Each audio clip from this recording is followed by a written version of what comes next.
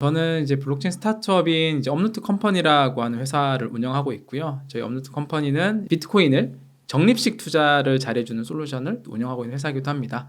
그리고 더불어서 현재 지금 한양대학교에서 블록체인 비즈니스를 또 가르치고 있고요. 네, 대표적인 서비스가 비트세이빙 맞나요? 아, 맞습니다. 비트세이빙입니다. 아, 네, 비트세이빙 서비스의 대표를 맡고 계시기도 한데요. 네. 교수님 그 비트세이빙 어떻게 하는 거냐고 궁금해하시는 분들이 많으신데 네. 뭐 방법은 어떻게 설명이 지금 가능하실지 모르겠는데 한번 소개도 한번 해주시면 너무 좋을 것 같아요. 아, 네. 그 비트세이빙은 이제 제가 이제 암호화폐를 투자를 하면서 네, 가장 좋았던 투자 방식이 네, 이제 적립식 투자라는 방식이었고요. 그 적립식 투자를 이렇게 제공해주는 이제 서비스들이 없더라고요. 그리고 이제 암호화폐를 하면서 가장 확실하게 이 자산은 투자를 해도 된다라고 이제 생각이 들었고 스터디를 하면서 알게 된 자산이 비트코인이라는 자산이었습니다. 그래서 그 비트코인이라는 자산을 적립식 투자를 가장 잘해줄 수 있는 서비스이고요. 네. 저희 서비스에서 뭐 매일 매주 본인이 주기를 정하고 비트코인, 이더리움 두 개 자산을 취급을 하거든요. 네. 두 개 자산을 선택을 해놓으면 저희 서비스가 자동 구매로 계속 비트코인과 이더리움을 자동 매수를 해줍니다. 네. 그리고 본인이 이용하시는 거래소를 사전에 연결만 한번 해두시면 네. 네, 그런 서비스입니다. 네. 제가 그 지난번 그 교수님 나오셨을 때가 한 3개월 전인가요? 1월 달이었어요. 1월 달이었죠. 네. 얼마 안 됐잖아요. 네. 근데 제가 그때부터 처음에 한 50만 원씩 사다가 네. 그 다음에 이제 중간에 그 50만 원씩은 비트세이빙으로 연결해서 사다가 네. 그 중간에 너무 빨리 오르는 거예요. 네네. 비트코인 가격이. 그래서 이거는 그냥 제가 목돈을 들여가지고 네. 빨리 사버렸어요. 근데 이거는 그래서 이제 목돈이 들어가니까 이거를 50만 원에서 25만 원인가로 줄여놨거든요. 네네. 그래서 이건 지금까지 돌아가고 있어요. 어. 이거는 근데 수익률이 40%가 넘더라고요.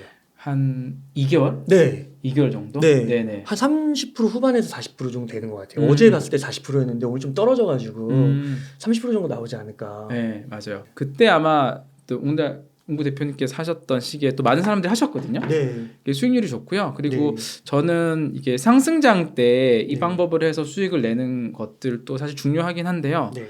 이게 또 비트코인 같은 경우는 암호화폐 시장은 굉장히 큰 변동성을 가지고 있어요. 그리고 네. 심지어는 한 70%, 80% 하락하는 시장도 있고요. 네. 그런 시장에서 어떻게 하면 우리가 수익을 내면서 또 실패하지 않고 투자를 할 거냐라는 방법에서는 이 방법이 좋은데 실제로 저희 서비스를 이용하셨던 분들이 2022년도부터 네. 많이 시작을 하셨어요.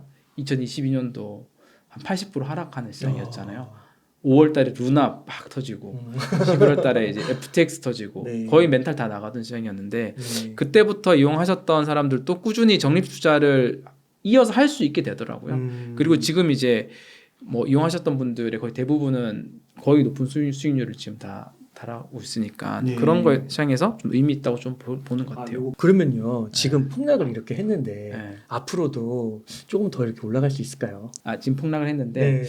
그 제가 몇 번 이렇게 좀 인용을 하기는 했었는데 네. 크게 상승장과 하락장이 있어요. 네. 횡보장도 있고 이게 특히 사이클에 따라서 상승하면 하락하고 있었는데 암호화폐 같은 경우는 이게 한 4년 주기이긴 했었어요. 네. 그리고 뭐 과거에 쭉 그랬었고 앞으로도 그런 상황이 좀 있을 것 같아요. 근데 지금은 이제 상승장에 속해 있는 시기라고 좀 봐요. 상승장 내에서도 단기 하락은 2017년도 같은 경우가 네. 1월에 이제 100만 원이던 비트코인이 연말에 2천만 원까지 갔잖아요.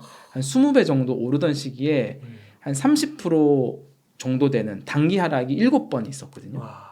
그리고 2021년도에도 이제 5번 있었어요. 4번에 5번 정도. 그러니까 이 상승장 내에서도 한 30%에서 40% 하락은 그 정도 수준이 계속 존재한다라는 거고요. 그러면 우리가 이게 하락장으로의 전환이냐 상승장으로 유지되고 있는 추세냐 이거는 판단해 볼 필요는 있어요. 이건 중요하겠죠. 네. 근데 이제 여러 가지 이제 근거나 지표상으로는 여러 가지 현재 상승장 추세에 있다. 어떻게 보면 상승장의 초입을 조금 더 지난 상태다. 이렇게 좀 볼 수가 있을 것 같아요. 그러면 한 4년 보고 지금부터라도 사도 꽤 좋은 성과를 나중에 얻을 수 있다. 그 재미있는 지표가 있어요. 네. 제가 데이터는 여기 딱 가져온 건 없는데 네. 4년 주기라고 하니까 네. 매년 그러면 이제 테스트를 해보는 거죠. 매년 1월 1일부터 적립식 투자를 비트코인 했다고 가정을 하고요. 네. 2016년도부터 쭉 한번 해보는 거예요. 아. 2016년도 1월 1일부터 한 4년간, 네. 2017년도 1월 1일부터 4년간, 네. 2018년도 1월부터 4년간 네. 이렇게 하면 딱 4년 뒤에는 수익률이 딱 5배가 돼 있어요. 5배요? 그러니까 470% 80%, 한 5배에서 6배 사이. 이야. 항상 그랬어요.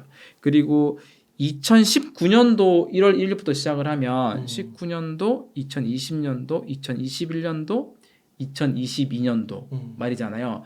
그 2022년도 말 같은 경우는 요거는 4배가 안 되긴 했는데 그 4년 안에 네. 5배 수익률을 항상 터치를 하긴 이야, 했어요. 그렇구나. 그러니까 적립식 투자는 사실 때와 시를 별로 장소를 가리지 않고 시작하면 저는 그렇게 생각해요. 네.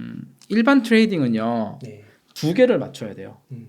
2개 뭐랑 뭐 맞춰야 되는지 아세요? 우선 뭘 사는 시점. 매수 타이밍을 기가 막히게 잘 맞춰야 돼요. 그러니까 저가에 사야 되죠. 그것만 한다고 되지 않아요. 매도는 예술이라고 하잖아요. 매도 타이밍 잘 못 맞추면 결국 손실 보거든요. 네. 그러니까 일반 트레이딩은 사는 타이밍, 매도 타이밍 다 맞춰야 돼요. 이야. 근데 저는 이제 적립식 투자를 이렇게 생각하거든요. 누군가한테 이 자산이 좋다라고 들으면 그때 바로 시작을 해라. 네. 그때 바로 뭐 공부하고 시작하지 말고 그냥 그때 바로 시작하고 소액부터 담그면 공부가 진짜 공부가 되거든요. 여기 공부를 하다 보면 이 자산을 공부하다가 도저히 아니겠다고 스탑할 수도 있고요. 자산에 대한 확신이 생기면 장기 투자가 가능하거든요. 이게 시작은 언제든지 시작을 하고 나중에 끝나는 시점, 판매하는 시점만 잘 잡으면 된다라고 생각하는 투자라고 저는 생각해요. 끝나는 지점만. 왜냐하면 자산에 대한 공부가 됐기 때문에 장기 투자가 가능하고 자산에 대한 공부가 됐다라는 거는 장기적으로 성장한다라는 자산이잖아요. 네. 그래서 저는 적립식 투자가 여러 면에서 이제 수익을 낼 수 있는 성공할 수 있는 확률이 높다고 봐요. 그 포인트만 보더라도. 아, 네. 저는 지금 이장호 교수님께서 말씀하시는 게 너무 와닿는 게 그래요? 제가 실제로 실천을 했고 네. 수익률도 거두고 있고 그래서 저는 이제 나름 앞으로 평생은 비트 세이빙으로 사겠다. 평생 한 10만 원씩은 계속 사겠다. 파는 거는 이제 제 일부 계좌에 거기서 팔 때도 사는 거죠. 네. 왜냐면 이건 안 보려고. 그렇죠. 저가 지금 그렇게 하고 있는데 네. 지금 저 판매하는 거 있어요. 네. 근데 또 계속 사고 있거든요. 네. 이게 지금 판매하는 거는 우리가 매수를 할 때 저는 되게 중요하다고 생각하는 게 그 매도 시점, 목표하는 지점 잘 정해놔야 된다고 생각하거든요. 근데 끝나는 시점은 정가일 수도 있어요. 1억에 판다, 2억에 판다. 네. 그리고 수익률일 수도 있어요. 난 2배 되면 판다, 3배 되면 판다. 또는 보조 지표를 보고 정할 수도 있어요. 나는 뭐 MVRB라고 하는 온체인 지표에서 뭐 3 넘으면 팔겠다. 나름 정하는 거죠. 그렇게 저는 이제 지난번 2021년도에 그 1억이 되면 팔겠다고 생각한 물량이 있어요. 근데 그때 못 팔았어요. 안 돼서 못 안 가서. 갔잖아요. 그래서 이번에 1억이 됐잖아요. 이야. 매도로 걸어놨어요. 팔렸어요. 있어요. 그 비트 물량 이제 1비트를 1억에 팔았고요. 대신 지금도 적립식 구매를 계속 사 모으고 있어요. 너무 잘하셨네요. 근데 지금 결과적으로는. 네. 근데 이게 용도가 다르잖아요. 목적성으로 이제 저금통 만들어서 이거는 정말 또 지금부터 뭐 3년, 지금부터 또 2억이 될 때까지 이렇게 이제 목표하고 이야. 기존에 목표한 것도 팔고 수익 실현 또 하고 새롭게 모으고 그런 것들이 좋은 방법이라고 좀 생각을 하긴 네. 합니다. 그래서 저는 진짜 뭐 비트 세이빙에서 제가 이해가는 게 제가 관련된 게 하나도 없잖아요. 맞아. 근데 저는 진짜 너무 좋아서 이 방송 좀 들으시는 분들이 그 첫 댓글로 남길 테니까요. 네. 들어가셔서 한번 무료로도 사용할 수 있잖아요. 그럼요. 네. 그렇게 해서 사용해 보시다가 이제 뭐 더 좋은 서비스 유료로 제공하는 것도 있으니까 저는 유료로 쓰고 있고 그렇게 한번 보시면 좋을 것 같아요. 맞아요. 네, 이렇게 막 돈 많이 버는데 네. 가격도 너무 싼 것 같아. 제가 옆에서 대표님 2배로 올려도 한다고 막 그랬는데 네. 아직은 안 올리고 계시는데. 네. 네. 많은 사람들이 더 네. 썼으면 좋겠어서. 네, 감사합니다. 그리고 대표님 또 조만간 강연회 오신다고. 네네. 그것도 맞아요. 한번 소개해 주시면 너무 좋을 것 같아요. 학교에서는 이제 학생들한테 가르치고 있는 네. 이제 블록체인 비즈니스가 있고요. 지금 이제 준비하는 거는 이제 한국경제TV와 함께 네. 그 비트코인 재테크 특강을 좀 준비했어요. 5주 과정이고요. 여기 저는 이게 왜 또 필요하다고 생각을 하는 게 결국은 우리가 이 자산을 제대로 투자를 하려면 자산에 대한 공부가 돼 있어야 되거든요. 그렇죠. 이게 왜 가치를 가지는지에 대한 거, 그래야 장기 투자가 가능해요. 또 그 안에서 다양하게 또 전략들을 세울 수 있겠죠. 그게 이 자산에 대한 어떤 가치에 대한 게 무너지면 저는 투자도 계속 무너진다고 생각해요. 네. 그래서 그거를 제대로 좀 세워주기 위한 이제 비트코인 재테크 특강을 준비했고요. 5주 과정이에요. 그리고 우리가 이제 오프라인으로 준비했거든요. 오. 네, 왜냐하면은 이제 좋다. 저희 유저들도 보면 자산이 있는데 이거 저 제대로 배우고 싶은데 이게 온라인으로 약간 이렇게 간접적으로 보고 성에 안 차신 분도 있고 그럼. 뭔가 조금 더 밀착해서 이제 하기 위해서 했고요. 기본적으로 이 과정을 보면 블록체인에 대한 이해가 있어요. 근데 블록체인은 이해가 필요하죠, 사실은. 그리고 이제 비트코인이 왜 장기적으로 가치 있는 자산인지에 대한 부의 저장 기술, 가치 저장의 수단으로서 비트코인에 대한 걸 얘기를 할 거예요. 그리고 결국 우리는 투자를 잘 해야 되거든요. 그러니까 자산에 대해서 잘 아는 것과 투자를 잘하는 거는 저는 조금 다른 결이 필요하다고 생각을 해요. 투자 철학이 또 필요하거든요. 네. 그리고 이 자산에 가장 잘 맞는 투자법이 또 있다고 저는 생각을 하고요. 그래서 비트코인 투자 전략에 대해서 어떤 비트코인 어떤 사이클이나 또는 장기와 단기 투자의 비교, 네. 또 포트폴리오를 활용하는 방법들을 좀 가져오려고 합니다. 그리고 비트코인과 또 블록체인에는 온체인 데이터라는 게 있어서 이 온체인 데이터를 잘 활용하면 투자에 굉장히 유용하게 활용할 수 있어요. 특히 적립식 투자에도. 그래서 온체인 데이터를 좀 이해하는 것들, 그걸 활용하는 방법들. 와. 그리고 비트코인에 우리가 많이 안 다루는 가치이긴 한데 너무나 중요한 가치가 어떤 비트코인이 지정학적으로 어떻게 활용될 건지 또 ESG 면에 있어서 어떤 이제 장점들을 가지고 있는지를 좀 다루는 것들을 5강에서 이렇게 한 5주 정도 하면 비트코인에 대해서는 이해도 높아지고 투자도 가장 잘할 수 있을 거라 생각해요. 네. 실패하지 않는 투자를 만들어 나가는 거죠. 사실 제대로 자산 이해 필요하잖아요. 한번 들어보고 제대로 이해하고 나서 길게 투자해서 정말 수익 많이 거두면 좋으니까요. 네, 이런 과정을 좀 준비를 했습니다. 아, 이거는 회원 가입을 하고 신청을 해야 되나 보네요. 요거는 이제 그 한국경제TV 사이트인데요. 아, 간편 로그인 가능한 것 같아요.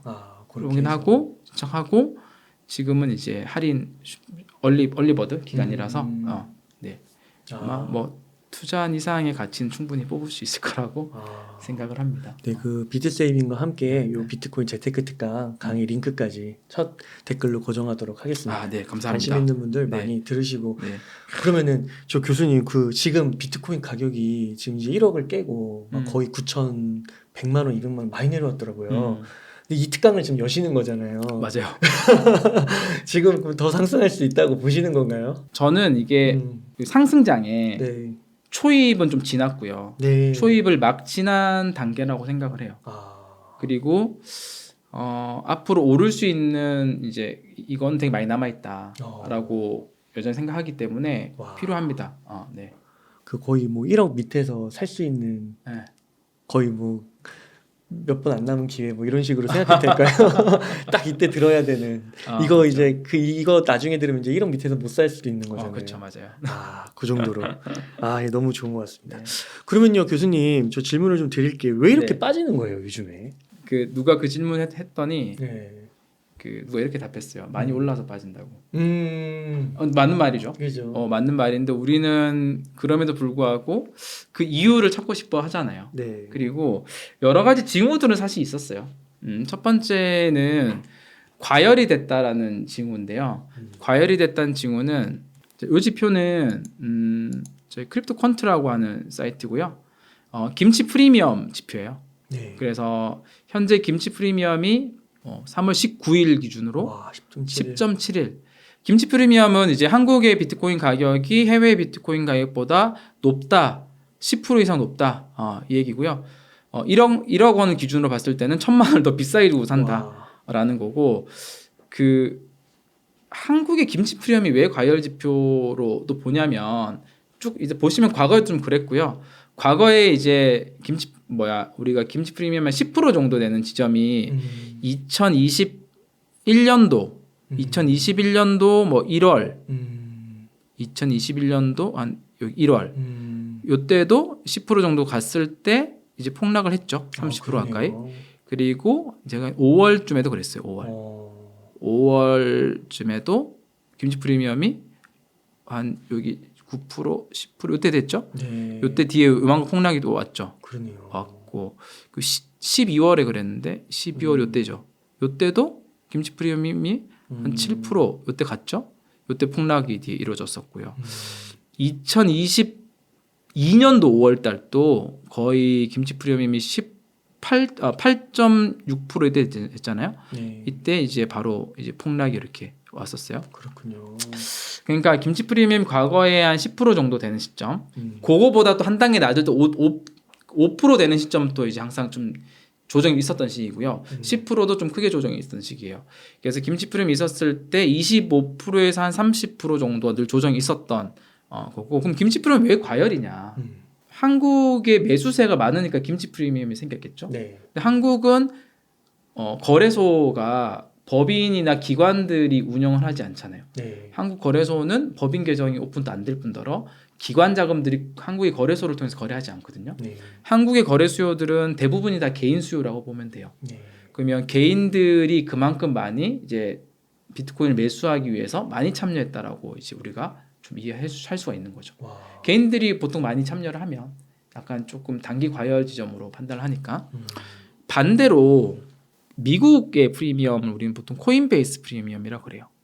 이거는 이제 미국의 대표적인 거래소 코인베이스라고 하는 거래소고요. 코인베이스의 이제 가격이 해외 거래소 대비해서 얼마나 더 비싸냐, 싸냐 고지표인데요. 미국은 한국 거래소와 다르게 이제 코인베이스 거래소에서 기관들이 많이 거래를 합니다. 비중이 꽤 높습니다. 네. 그래서 코인베이스에서 프리미엄이 붙었다는 얘기는 기관들의 수요가 그만큼 증가를 했다라고 볼 수 있는데 현재는 이제 보면은 빨간색이죠. 오. 네. 마이너스 프리미엄. 네.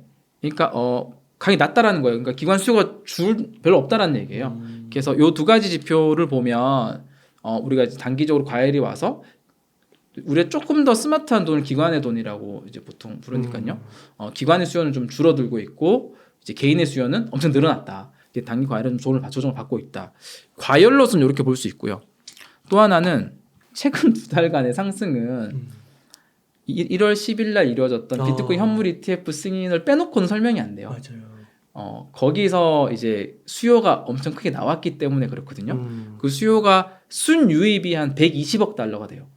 2달간. 네. 그리고 이제 자산의 11개 ETF 운용사의 자산 운용 총액이 한 560억 달러가 되는데 이게 그때도 한번 제가 말씀드렸었는데 미국의 금 ETF 20년 역사가 된 금 ETF의 총 운용 자산액이 960억 달러가 되거든요. 와, 절반이 넘었어요. 그럼 2달 만에 절반이 따라온 거예요. 크잖아요. 20년짜리를. 네, 그러니까 비트코인 ETF는 흥행했다라고 볼 수 있고 그만큼 많은 사람들이 많은 이제 기관들이나 이제 갈급하고 있었다 이렇게 볼 수 있을 것 같아요. 녹색 이제 막대가요. 일별로 봤을 때 ETF로 순유입이 증가한 거예요. 순유입이 순유입이 매일 여기 뭐 3월 기준으로 보면 5억 6천만 달러, 6억 4천만 달러, 3억 3천만 달러, 4억 7천만 달러가 ETF로 비트코인이 신규로 매수되는 거죠. 근데 이게 지금 어제랑 엊그제 18일부터 순유출이 일어나기 시작했어요. 순유출. 지금 18일 날 보면은 이제 1억 5천만 달러가 이제 빠져나갔어요. 이게 그럼 반대 효과가 나오거든요. 순유입이 되면 비트코인을 현물로 사야 돼요. 근데 현물로 살 때 이제 거래소에서 직접 사는 운용사가 있고 장외 거래를 통해서 사는 운용사가 있어요. 네. 이쯤 어쨌든 간에 바로 현물로 사서 그 금액을 맞춰놔야 되는 거죠. 순유출은 그만큼 빼야 되니까 이게 그만큼 매도 압력을 작용하는 거죠. 그리고 어제는 더 커졌어요. 3억 2천만 달러. 그러니까 지금 낙폭이 오늘 큰 게 사실은 이 어떤 이 수급으로 좀 볼 수가 있고요. 그러면 왜 이렇게 순유출이 많았냐? 그렇죠. 한 단계 더 들어가 볼 수가 있잖아요. 네, 궁금해요. 이 차트를 보면 GBTC라고 하는 그레이스케일이 운영한 ETF 운용사에서 이제 GBTC 물량이 여러 개 운용사가 있잖아요. 여러 개 운용사가 있는데 블랙락부터 해서 피델리티부터 해서 아크 인베스트부터 해서 대부분은 다 순유입이에요. 근데 이제 이 GBTC라고 하는 그레이스케일에서 운영하는 요거는 매일 순유출이 일어나긴 해요. 왜냐하면 이미 그레이스케일은 이제 많이 다루셔서 많은 또 유저분 많이 아실 것 같긴 한데 ETF가 승인되기 전부터 이미 확보하고 있던 비트코인 물량이 있었어요. 이제 과거에 ETF 승인 전에 2020년, 2021년도에 그 기관이나 기업들이 그레이스케일의 신탁 형태로 비트코인을 돈을 넣어서 비트코인을 매수를 했었거든요. 보유하고 있던 게 있어요. 네. 그 보유하고 있던 게 이제 ETF 승인 이후에 순 유출로 나오는 거죠. 근데 그 물량을 다른 ETF 운용사들이 다 받아줬다. 그게 순 유입이 생겼다. 근데 이 그레이스케일의 유출량이 여기 보시면 이제 이게 18일, 이게 19일이거든요. 네. 18일이 거의 6억 4천만 달러 유출됐어요. 그러니까 ETF 승인 이후에 가장 큰 금액 유출이 된 거죠. 아 그래요. 네, 그리고 어제도 4억 4천만 달러, 꽤 높은 유출이 됐어요. 그러니까 그레이스케일의 유출이 갑자기 커진 것도 있고요. 이게 줄어들지 않는 거죠. 그러면 이제 이거를 다른 운용사들이 매수를 해줘야 되는데, 받아줘야 되는데. 네, 받아줘야 되는데 이게 받아주는 양들이 생각보다 적은 거죠. 그 중에서도 이 FBTC라고 하는 요게 피델리티예요. 피델리티는 다른 운용사들과 좀 다르게 이제 거래소에서 현물 매수를 하는 걸로 알려져 있어요.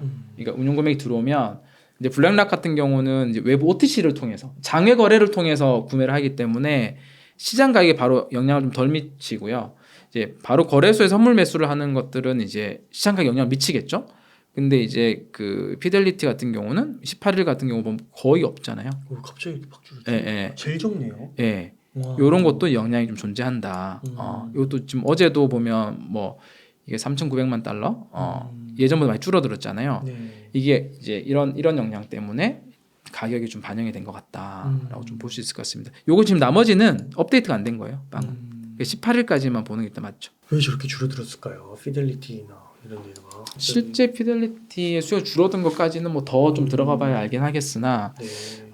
현재까지는 뭐 비트코인 가격은 역시 지금은 이 ETF의 어떤 수급이 가장 큰 영향을 미치는 지금 상황인 것 같다라고 좀 볼 수 있을 것 같네요. 좀 우려스러운 게 네. 이렇게 그러면 순 유출이 네. 더 늘어나는 거 아니에요? 아니면 멈추지 않는다거나? 이걸 예전에도 한번 이제 비슷한 형태로 한참 오를 때 그런 우려를 말씀드리긴 했었잖아요. 이 ETF 효과 때문에 오를 때도 가파르게 오르지만 이게 순 유출이 발생하기 시작하면 또 급격히 떨어진다라는 거잖아요. 이 현상인 것 같아요. 현상인 것 같고 이것의 좀 특징이긴 한데 근데 더 본질적으로 들어가 보면 ETF의 비트코인 ETF를 담으려고 하는 이제 수요가 앞으로 계속 있을 것이냐가 더 중요하잖아요. 그렇죠. 그러니까 기관들이든 기업이든 기관들 같은 경우는 자기 포트폴리오에 비트코인 ETF를 더 많이 계속 담을 거냐라는 흐름에서 봤을 때는 지금 여러 가지 다양한 소식 나오는 것들은 이제 본격적으로 아직 담지는 못한 것 같고요. 본격적으로 담지 못한 것 같고 그 이제 여러 미국의 투자 자문사들도 있고 자기들 제공하는 상품에 비트코인 ETF를 추가하는 움직임들이 더 보이긴 해요. 그래서 그런 어떤 정성적인 면에 있어서는 좀 기대를 할 수 있고요. 단기적으로는 이게 빠지는 게 뭐 저는 이렇게 생각하거든요. 지금 GBTC 물량이 빠진 거잖아요. GBTC 물량의 평단가는 아마 3만 불 정도 될 거예요. 왜냐하면 2020년도, 21년도에 대부분 들어왔던 물량이거든요. 그러니까 이제 그 물량들이 어떻게 보면 수익 실현 그렇죠. 또는 그 물량들이 사실 손바뀜이 일어나야 된다고 생각하거든요. 그 물량이 GBTC 물량이 많이 나오고 새로운 이제 블랙락이나 이쪽으로 신규 유입이 되고 그러면 이제 현재 손바뀜이 일어나야 더 큰 상승을 만들어낼 수 있잖아요.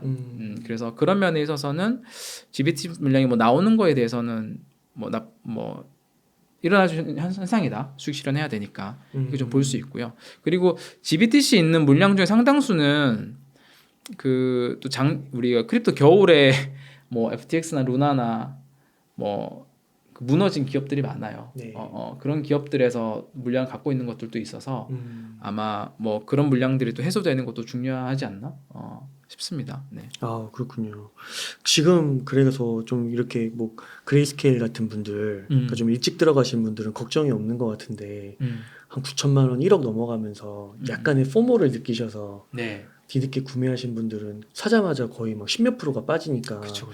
뭐 멘붕 상태에 오신 분들도 있는 것 같더라고요. 네네. 그런 분들에게 한 말씀 해주신다면. 이게 좀 뭐 지금 들어오는 분들한테 조금 듣기 안 좋은 소리일 수는 있긴 한데요. 네. 근데 그런 마인드로 하라는 의미에서 하면 그 지금의 상승장에서의 큰 수익을 버시는 분들은 지난 크립토 겨울에 꾸준히 비트코인을 투자했고 축적해왔던 분들이다.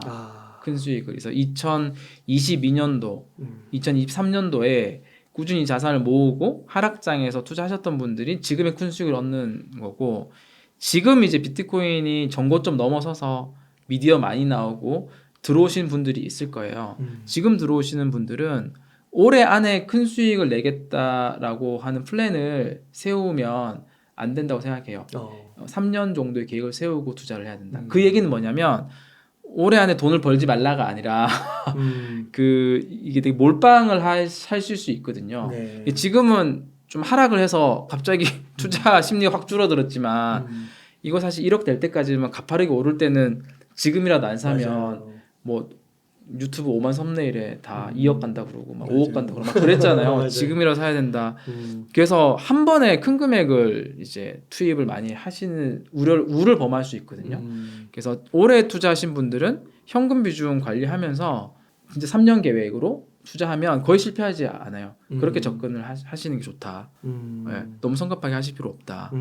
이런 생각 좀 하고 있습니다. 그 비트 세이빙 적립식 투자가 한 되게 좋은 방법이 될 수 있겠네요. 저는 네 맞아요. 그러니까 적립 투자가 저희가 있지만 뭐 적립 투자를 꼭 매일 10,000원부터 시작할 필요는 없잖아요. 예, 자기 현금 사정에 맞게 뭐 일부 일시 구매를 일부 해도 된다고 저는 생각을 하거든요. 네. 뭐 대표님 그렇게 하셨던 네, 것 같고요. 맞아요. 저는 급하게 올라가지고 네. 한 6, 7천 대 많이 들어갔습니다. 예, 근데 그게 이제 자기가 투자 가능한 자산의 일부 비중이어야 되는데 그게 저는 예전에 많이 시뮬레이션 해봤는데요. 약간 이게 사이클이 좀 있고 현재 단계에서 지금 시점에는 만약에 투자 자산을 100 정도를 가지고 있다라고 하면 한 30% 정도는 일시로 먼저 확보를 하고 나머지 금액으로 이제 한 맥스 2년 정도를 적립식 투자를 하는 플랜 중 나누고 요런 플랜이 괜찮았던 것 같습니다. 그러면 되게 안정적으로 투자가 가능한 게 단기적으로 급등을 해도 초기에 확보한 물량이 있기 때문에 되게 심리적으로 되게 안정적이긴 하거든요. 그리고 당연히 가격이 하락할 때는 미리 현금으로 놔둔 70%를 가지고 분할 구매를 하고 있기 때문에 하락을 할 때도 굉장히 안정적으로 할 수 있어요. 그렇게 해야 큰 스트레스 받지 않고 이제 투자를 좀 잘 할 수 있는 거죠. 그리고 그 기간에 뭘 하냐? 아까 같은 교육을 들으면서 자산에 대한 공부를 해 나가야 되는 거죠. 네. 아까 말씀 중에 상승장 초입을 지나가는 것 같다 말씀해 주셨잖아요. 네네. 그러니까 한 30%는 담가야 되는 거겠네요. 이게 상승장이 빨리 올 수도 있으니까. 아 맞습니다. 네네. 그런 차원도 있고. 네, 그리고 이게 지금 중기적으로 시장을 판단하는 데는 MVRB 지표도 좀 도움이 돼요. MVRB 지표가 지금 보면 2.3 정도거든요. 네. 2.3이 의미하는 건 뭐냐? 뭐 잘 아시는 분들도 있겠지만 심플하게는 지금 비트코인 전 세계에 있는 투자자들이 지갑을 분석을 해봤더니 다 2.3배 정도의 수익을 내고 있더라. 그래요? 그 얘기예요. 그렇게 많이요? 네. 1이면 본전이더라, 한 배더라 수익이 이거고요. 근데 과거에 이제 이런 관점에서 봤을 때 과거는 3.7. 그러니까 3.7 전 세계 비트코인을 보유한 지갑을 다 분석해 봤더니 지금 딱 3.7배 정도의 수익을 내고 있더라. 평균인 건가요? 평균. 그러니까 막 엄청나게 많이 내신 분들도 있을 거고 네, 조금 내시는 분도 있을 거고. 네. 근데 평균에 3.7. 네. 원리는 우리가 블록체인 같은 경우는 지갑 주소별로 인플로우와 아웃플로우를 다 추적을 할 수 있거든요. 그래서 지갑 주소가 인플로우 되는 여기 자산이 들어온 거를 매수라고 판단하고 여기에서 이제 아웃플로우 될 때를 매도로 판단하는 거예요. 그럼 각각 주소별로 이제 수익률이 다 이제 계산을 할 수 있는 거고요. 그렇게 했을 때 전 세계 지갑이 이제 한 3.7배 정도 다 수익을 보고 있을 때쯤이 항상 고점이었어요. 그래서 2017년도도 이때는 4.4까지 갔네요. 그렇죠? 고점에. 그리고 2021년도 3월 달이 그 3.7 넘어갔어요. 네. 이때가 이제 그리고 바로 하락 왔었잖아요. 우리가 알고 있는 2021년도의 고점인 이 11월 달 있잖아요. 네. 이때는 이 MVRB 지표로는 과열에 가지 않았어요. 그래서 이때 많은 사람들이 1억까지 간다라고 얘기했던 게 이 보조 지표를 보더라도 아직 과열 도달하지 않았기 때문에 그랬었거든요. 다양한 온체인 지표 보더라도 근데 이제 요때 거의 이제 3월달 같은 가격 맞고 하락 전환됐잖아요. 네. 그래서 우리가 이 보조 지표를 보더라도 이제 부가적 외부 환경을 좀 같이 봐야 될 필요는 있긴 해요. 이때는 다시 한 번 더 들어가 보면 이제 온체인 지표가 MVRB가 2.89밖에 안 됐는데도 완전 하락장으로 전환한 이유는 저 때는 이제 금리 인상에 대한 시그널이 되게 명확했어요. 그래서 저 때 제로 금리였던 것 같고요. 그리고 1년 동안 거의 이제 금리가 엄청 많이 올랐잖아요. 네. 그래서 그 여파 때문에 이제 하락장 전환이긴 했었거든요. 지금은 2.3 정도 되는데 이게 한 3, 그러니까 이게 계속 약간 이제 자산이 좀 성숙을 하면서 이 과열들이 좀 줄어들긴 해요. 네. 그래서 과거가 이제 한 3.7 정도였으면 이제는 한 3 정도만 돼도 좀 시그널을 켤 필요는 있어요. 오. 리스크 시그널을. 그래서 3 정도 될 때 일시 구매를 많이 분배하면 안 되는 거죠. 쉽게 얘기하면. 뭐 30%더 낮추는 거예요. 제가 이게 2.3이 아니라 한 1.5, 1.3 요때 그러니까 딱 올해 1월, 뭐 작년 말 요때쯤만 돼도 이제 자기가 자산 100을 가지고 있으면 일시 구매 비중 한 50% 정도는 40% 정도는 얘기했었거든요. 네. 이게 좀 계속 줄어들 거예요. 분산을 더 많이 해야 된다는 의미거든요. 요거 가지고 시장의 전반적인 지금 어떤 과열 흐름이나 이 사이클을 좀 간접적으로 판단을 할 수는 있어요. 참고하기 좋은 지표긴 합니다. MVRB는. 네. 아 그렇군요. 그럼 만약에 가격을 막 3억, 4억 보시는 분들도 있잖아요. 네네. 그 인플루언서 분들 가운데서도 뭐 그 미국의 뭐 플랜비인가요? 막 그런 분들 네네. 5억도 보고 막 그러더라고요. 네네네. 그러면 MVRB가 엄청 높아지겠네요. 만약에 이번에 25년에 그렇게 된다고 하면 수익이 급등하면 MVRB가 갑자기 올라가겠죠. 근데 5억도 올라갔다가 떨어졌다가 떨어졌다가 이렇게 5억 하면 MVRB 지표도 그렇게 안 올라갈 수 있죠. 아 그럴 수도 있어요. 네. 왜냐면은 이제 수익에 대한 과열 지표니까 5억도 바로 가냐 아니면 한참 늘어져서 한참 조정받고 올라가냐고에 따라서 다르긴 한데 아 그럴 수는 또 있는 거군요. 네. 그리고 또 이게 보니까 아까 말씀해 주신 것처럼 맹신에서 뭐 3을 넘어갈 때 매도하겠다 그렇게 하면 안 되고 2.6일 때도 떨어질 때가 있었으니까 네네. 그러니까 맹신하면 안 되고 여러 가지를 기본적으로 참고는 하되 그래서 보조 지표라고. 보조 지표. 네. 그래서 온체인 지표들 부정하시는 분들 좀 있거든요. 네. 이제 그거는 저는 얘는 명확한 팩트고요. 이걸 어떻게 해석하고 활용하느냐의 문제인 거지. 네. 이 지표 자체를 부정할 필요는 없을 것 같고요. 이 MVRB 같은 경우도 가장 그래도 오랫동안 기간 동안 이제 검증된 지표니까 마치 그런 것과 같잖아요. 이제 온체인 지표는 마치 이제 전 세계에 있는 모든 사람들의 금융 계좌를 이용구 대표님이 들여다볼 수 있다면 이거거든요. 그렇죠. 들여다볼 수 있다면 그러면 이제 뭐 일론 머스크 계좌도 알고 있으니까 네. 그 계좌에서 어디로 돈 이동해. 그러면 이제 그 시그널을 보고 뭐 이쪽 이동한 주 살 수도 있고 여러 가지 판단을 할 수 있잖아요. 네. 그런 것과 같다. 그래서 좀 이제 어떤 해석에 좀 이제 좀 의미가 있다. 이렇게 좀 볼 수 있을 것 같네요. 네, 그래도 현재 그 분위기를 가늠해 보는 데는 되게 좋은 지표네요. 네, 맞아요. 이게 이제 MVRB 지표가 하나만 더 볼까요? 네. 그러면은 요게 있고요. 요거는 좀 중기적이에요. 그죠? 조금 더 단기적으로 우리는 늘 단기 가격 움직임이 궁금하잖아요. 네. 이건 단기 보유자들이에요. 그러니까 MVRB가 모든 비트코인 보유자라면 요거는 이 SOPR은 단기 보유자들. 그러니까 내가 이게 기간이 150일 미만, 6개월 미만의 어떤 홀드를 하고 있는 친구들의 어떤 지표, 네. 수익을 보고 있는 현황, 이거든요. 그래서 장기 보유자들은 좀 다르잖아요. 계속 홀딩하기도 하고. 그래서 이 단기 보유 SOPR은 좀 의미 있는 숫자의 기준이 1.02예요. 네. 여기 보면 요 기준점들 다 1.0이에요. 네. 1.02가 됐을 때 기본적으로 그 단기 조정들이 많았어요. 근데 지금 같은 경우는 여기 보면 1.02를 지나서 0.4 엄청 올라갔잖아요. 마치 이게 언제까지 정도 올라갔냐면 우리가 여기 2020년도에 거의 한 3달 만에 매달 2배씩 올라갔던 이때 올라가는 것좀 올라갔었거든요. 와. 예.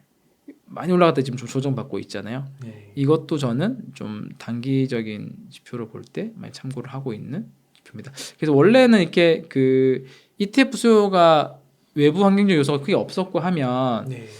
사실은 요쯤에서 조정이나 좀 한 번 정도는 받았어야 되는 위치긴 한데요. 좀 많이 오르긴 했었어요. 이런 거 보면 이제 단기적으로 지금 되게 많이 과외로 오르고 있구나. 이렇게 좀 판단할 수 있는 거죠. 네. 와, 그러면은요, 교수님, 혹시 이거를 물론 맹신하면 안 되지만 그래도 굉장히 그 남의 지갑을 볼 수 있다는 것에 대한 굉장히 매력도가 있잖아요. 네. 이거를 보고 단기 트레이딩 하는 건 어떻게 생각하세요? 막 저렇게 떨어진다. 내가 좀 베팅을 해서 거기서도 먹고 또 올라갈 때 넣어서 먹고 뭐 롱숏도 치고 선물 투자도 막 하고 막 과감하게 막 이런 건 좀 어떻게 생각하세요? 그게 이제 그런 건 있어요. 그래서 우리가 보면 어느 순간엔 좀 적절하게 활용하면 괜찮다고 봐요. 적절하게. 근데 이게 지표들이 만능이야 아니거든요. 그래서 늘 아까 얘기 잘해 주셨는데 너무 맹신하면 안 된다는 그게 너무 중요한 것 같아요. 이 보면 계속 1.02란 지금 맞다가도 이런 상승 추세가 탈 때 있잖아요. 이럴 땐 안 맞아요. 안 맞는 시기가 있어요. 그러니까 그 지난번에 얘기 들었던 것처럼, 그러니까 인간의 어떤 과열이나 포모나 광기가 생길 때는 지표들이 안 맞는 거예요. 그래서 늘 이제 그 시점 하다가 그런 광기의 시기에서는 모든 지표가 안 맞기 때문에 그때 손실을 본다거나 미스를 할 수 있거든요. 그래서 그 정도를 염두에 두고 이런 지표들을 참고를 해서 적절히 운영하는 것들은 뭐 지혜로운 방법 중에 하나라고 봅니다. 물론 이 지표가 완전 이제 단타에 적합하진 않아요. 이 S&P 같은 경우도 뭐 오늘 내일 거래, 뭐 오늘 뭐 다음 주 거래 잘 맞진 않지만 MVRB보다는 조금 더 이렇게 그 MVRB가 거의 뭐 한 6개월, 1년 정도 사이클에서 이제 어느 정도 시장의 위치를 판단할 수 있다면 이 S&P 같은 경우는 조금 더 좁은 기간에서의 시장을 판단할 수 있는 지표라는 거죠. 네, 보조 지표다. 보조 지표죠. 네. 그러면 혹자는 또 유튜브 영상 댓글 보면 고점 신호다. 지금 들어가면 폭락각이다. 라고 말하면서 이제부터 폭락의 시작이다. 뭐 이렇게 얘기하시는 분들에게는 한 말씀 해주신다면. 몰빵하지 말라는 얘기이죠. 각자 보는 그 기간 사이클이 좀 다르다 보니까 이게 단기적으로 폭락이 맞죠. 1억에서 이제 8천 가는 게 그 시점에서는 폭락이 맞는데, 어떤 혹자는 이제 이거를 이제 2억, 3억까지 바라본다면 이거는 사실은 큰 폭락은 또 사실 아니거든요. 기회일 수도 있고. 네, 그래서 저는 비트코인에서는 이 상승장과 하락장에 대한 이 추세를 판단하는 거 너무 중요한 것 같아요. 네. 하락장이 될 때는 정말 한 6개월, 1년까지 계속 빠지니까. 근데 그게 아닌 이 그 상승장, 하락장 내에서 움직인 조정들은 너무 이제 폭락이라 생각을 하고 뭐 전량 매도를 하거나 그렇게 되면 놓치는 게 뭐냐면 이 재진입을 하기 너무 힘든 거죠. 특히 좋은 자산은 함부로 다 팔면 안 되잖아요. 예. 이 왜냐면 이제 타이밍 놓쳐서 다시 반등할 때 매수를 못 하면은 아예 진입을 못 하게 되니까. 그렇죠. 근데 평생 안 볼 자산이면 괜찮은데 좋은 자산들을 계속 봐야 되잖아요. 그런 면에서 아까 이제 뭐 댓글에 그런 것들 폭락각이다. 저는 그거를 그냥 한 번에 지금 몰빵하지 말라. 그 정도로. 그리고 이제 뭐 일부는 매도할 수 있으나 전량 매도나 이런 것들은 하지 않는 게 좋다. 이렇게 좀 생각을 해봅니다. 그러면은 교수님 이렇게 여러 가지 지표와 현재 분위기 그리고 폭락을 했지만 앞으로 한 연말까지 정도 보면 2024년 한 12월 정도까지 보면은 뭐 보수적으로 뭐 어느 정도까지 보세요 가격? 그 이번에도 보면 이게 어떻게 69,000불 이제 달러 기준의 전고점에 대한 테스트가 계속 이루어진 것 같고요. 지금 살짝 넘었다 다시 빠졌잖아요. 그리고 한국은 1억을 넘었지만 달러 기준으로는 10만 불이 되게 중요한 그 또 테스트 지점일 거라고 생각을 해요. 네. 그래서 저는 올해 이제 10만 불 정도에서 많은 이제 저항들이 있을 거라고 들고요. 이거에 있어서 좀 변수가 있을 만한 요인들은 ETF는 이미 이제 뭐 ETF 승인에 대한 효과는 이미 지나갔잖아요. 네. 승인 후에 얼만큼의 유입이 될 거냐. 아까 처음에 봤지만 저 지표는 계속 유의 있게 지켜봐야 될 지표긴 하고요. 네. 순유입이 얼마나 많이 되는지. 반감기는 이미 지금도 이제 뭐 계속 내러티브 작용하기 때문에 반감기가 지나고 나면 아무래도 어떤 이제 또 내러티브가 많이 생길 거냐면 그거 생기잖아요. 금보다 완전 희소한 자산이 되거든요. 지금은 금보다 희소한 자산 아니에요. 금과 유사한 희소한 자산. 얼추 비슷한. 예. 왜냐하면 지금은 비트코인 인플레이션이 이제 1.8% 정도 돼요. 야. 연간. 금도 비슷해요. 야. 근데 반감이 딱 지나면 0.9% 정도 줄어들거든요. 그래요. 지금 하루에 900개 생산되던 게 네. 비트코인이 450개. 딱 450개 만들어지니까 야. 연간 27,000개 나오던 게 연간 13,500개 나오니까 그러면 이제 금보다 희소한 자산이라는 이제 내러티브가 꽤 많이 작용할 거라고 봐요. 고 있을 것 같고요. 이제 근데 그 가격 상승에 대한 가장 큰 동의는 사실 금리인 것 같아요. 사실 저는 금리가 조기 인하가 좀 지연된다고 해서 그것 때문에 가격이 크게 폭락할 거라 생각하지는 않거든요. 지금 오른 가격이 금리가 인하해서 오른 건 아니기 때문에. 근데 만약에 금리가 이제 시장의 기대와 다르게 기대보다 더 자주 더 많이 인하를 하는 환경이 생기면 그때는 이제 비트코인이라는 자산이 이 돈의 유동성이 가장 빨리 반응하는 자산이기 때문에 그때는 이제 아까 얘기했던 금액 정도까지 빠르게 도달하지 않을까라고. 그래서 금리의 어떤 뭐 인하 가능성 이게 우리가 ETF 반감기가 지나고 난 다음에 좀 관심 있게 봐야 될 포인트가 아닐까. 금리까지. 예. 금리 지나면 이제 대선 얘기 나와요. 대선을 하고. 대선 지나면 이제 뭐 대만 중국 전쟁. 네.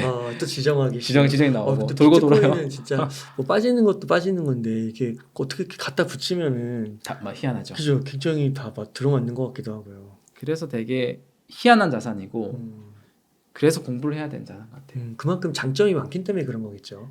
카멜레온 같아서 그런 카멜레온 것 같아요. 같아서. 네, 사실 인류 역사상 이런 자산이 사실 없었잖아요. 어떤 자산이 이런 자산과 비슷했을까? 금도 비트코인의 한 부분과 비슷한 거지 그렇죠. 금과 매칭할 수는 없거든요. 네. 네, 그런 면에서 좀 비트코인 저게 있고요. 또 하나는 그 이거는 이제 뭐 미국의 아크인베스트의 캐시우드가 얘기했던 내용이긴 한데 비트코인이라는 자산이 전통 금융권에 제대로 들어간 케이스가 된 거예요. 근데 이런 거는 비트코인의 초기 개발자들도 이런 환경들에 대해서는 예측을 하거나 고려하지 못했다라는 건데요. 그러면 진짜 이건 어떻게 펼쳐질지 모르는 이제 환경이 된 거거든요. 그래서 이제 이 자산이 진짜 제도권 금융의 자산이 된 이후의 비트코인의 모습은 어떻게 더 갈 것인가라는 부분이고요. 저는 그 부분에 있어서 뭐 조심스럽게 조금 생각을 해보면 그 ETF의 수요 있잖아요. 그러니까 비트코인 ETF가 아니라 다른 ETF의 상당수의 수요를 비트코인이 꽤 많이 흡수할 거라고 생각을 해요. 그래요. 네. 왜냐하면 우리가 어떤 기업을 투자를 할 때는 두 가지 이유가 있겠죠. 기업에 투자해서 수익을 얻고 싶은 사람이 있을 것이고 또 하나는 기업의 어떤 주주로서 의결권 또는 이제 팬심 있는 기업에 행사하기 위해서가 있을 것이고요. 근데 ETF에 투자하는 사람들의 수요는 기본적으로 ETF는 이제 수십 개의 기업들이 다 믹스 들어가 있고 자세히 섞여 있기 때문에 특정 기업의 어떤 의결권을 행사하기 위함이라기보다는 어떤 내 구매력을 보존하기 위한 어떤 이 투자의 수익을 얻기 위한 그런 목적일 건데요. 사실 그 수요는 비트코인이 꽤 다 커버할 수 있는 수요거든요. 이 어떤 가치 저장의 수단. 그래서 그런 거에 있어서 비트코인 ETF가 되게 이제 좀 파괴력이 있을 수 있는 그런 면이 있는 것 같아요. 교수님께서 장기적으로 좀 봤을 때 그 비트코인이 금의 시총은 넘을 거라고 보세요. 보통 그런 얘기 많이 하는데요. 첫 번째 타겟이 금이다. 이 은은 넘었더라고요. 은 넘었어요. 이번에 폭락하면서 떨어졌나? 뭐 언저리 갔는데 그러니까 비트코인이 넘어야 될 첫 번째 타겟이 금이고 금이 종착지는 아니죠. 네, 그렇게 다 생각하거든요. 종착지가 아니에요. 네. 금과 가장 유사한 성격을 가졌기 때문에 금이 지금 13조 달러 정도 되죠. 비트코인이 한 10분의 1 정도 되는 것 같아요. 그러니까 뭐 우리 ETF만 보더라도 이제 ETF 딱 나오고 나서 비트코인 ETF, 금 ETF 계속 빠지고 운용사서 빠지고 비트코인 ETF 늘고 그게 시장이 증명해 준 거잖아요. 시장이 그렇게 생각한다. 금의 수요는 그냥 비트코인 넘어가는 게 더 효과적이다. 이렇게 생각하는 게 있어서 첫 번째 타겟인 것 같아요. 그렇군요.